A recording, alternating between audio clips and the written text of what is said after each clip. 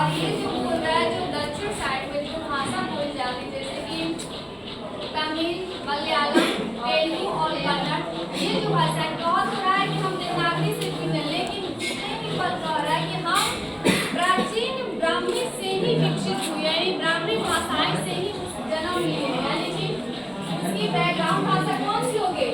ब्राह्मी भाषा। और जबकि कहा गया ब्राह्मी को भी नागरी नहीं कहा जाता, दोनों एक दूसरे से जुड़े हुए हैं। यानी तो मान लो एक व्यक्ति के दो नाम है, किसी ने मान लो भगवान तो एक ही ना होते हैं, नाम अलग अलग होते हैं, वैसे यहाँ भी है एक ही है लेकिन सबने अलग अलग ब्राह्मी के संतान है, जो मलयालम, कन्नड़, तेलुगु भाषा है, और कोई कह रहे देवनागरी के संतान है। तो हम लोग एक व्यक्ति के दो नाम, तुम जिस नाम से खुश रहो। बात समझ में आ रही है? आगे बढ़े।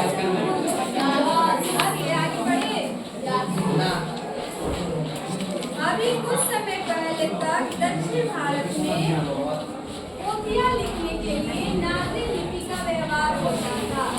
कुछ समय पहले, क्या समझ रहे हो ना?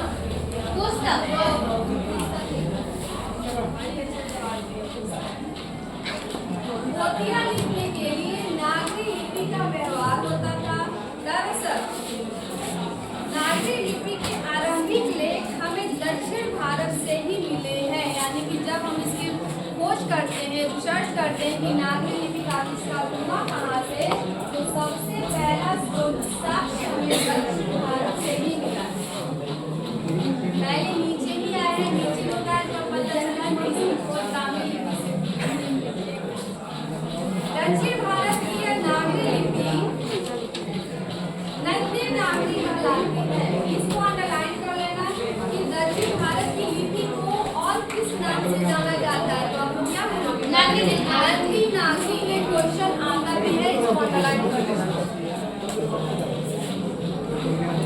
कोंकण के सियाहत मानखेत के राजपूत, देवगिरी के यादव तथा विजयनगर के शासकों के लिए नंदी नागरी लिपि में, यानी कि दक्षिण भारत के अलग अलग राज्य के राजा हैं। जैसे विजयनगर का आप लोग पढ़े हो, विजयनगर का संस्थापक कौन था? हरिहर का। दो भाई थे कि विजयनगर के साम्राज्य का संस्थापक था, जो राजा था हरिहर और गुप्ता थे, दोनों भाई थे। इन दोनों के भाई ने ही उस साम्राज्य का नींव डाला था। वैसे ही राष्ट्रकूट मान लीजिए जगह है उधर का नहीं, वहाँ के राष्ट्रकूट, देवगिरी के यादव, ये सभी राजा का नाम होता है। ये सभी राजा नंदी नागरी भाषा का ही उपयोग करते थे, जो नंदी नागरी भाषा को ब्राह्मी भाषा भी कहते हैं।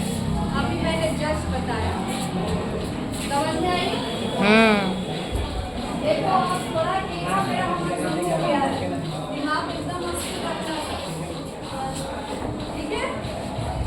फिर आगे चलते हैं। यानी कि वहाँ के खाने का मतलब खूब जब जाकर बोले कि वहाँ के राजाओं ने भी नंदी नागरी भाषा में ही अपने कार्यकाल को वहाँ पत्रों पे गुजवाया था। जो शिलालेख बनते हैं ना, जो बड़े बड़े पत्थर के जो बोलते बुक लिखते हैं, गुजवाया, वो नंदी नागरी भाषा में लिखा है, वो पहले नहीं होता था। तो वो जो भाषा लिखी है उस भाषा को क्या कहते हैं? नंदी नागरी। और उसकी प्राचीन कहाँ से वो जननी है? ब्राह्मी भाषा से ही जननी है वो। पहले पहल कोंकण के सियाहत मानखेत के राजपूत, देवगिरी के यादव तथा विजयनगर के शासकों के लिए नंदी नागरी लिपि है। पहले पहल विजयनगर के राजाओं के लेखों की लिपि को नंदी नागरी नाम दिया गया था। यहाँ प्रूफ हो गया बात इसी में तक चुप कराइए दक्षिण भारत में तमिल, मलयालम और तेलुगु, कन्नड़ लिपियों का स्वतंत्र विकास हो रहा था। अब उनके विकास की गाथा के बारे में बता रहे हैं। और बता रहे हैं बता रहे हैं। फिर भी दक्षिण भारत में अनेक शासकों ने नागरी लिपि का इस्तेमाल किया है। सभी राजाओं ने, दक्षिण भारत के जितने भी राजा महाराजा हुए, सभी नागरी लिपि का क्या बोलते हैं, नागरी लिपि का ही इस्तेमाल किया। जैसे कि अब एग्जाम्पल दे रहे हैं कौन कौन से राजा, जैसे कि राज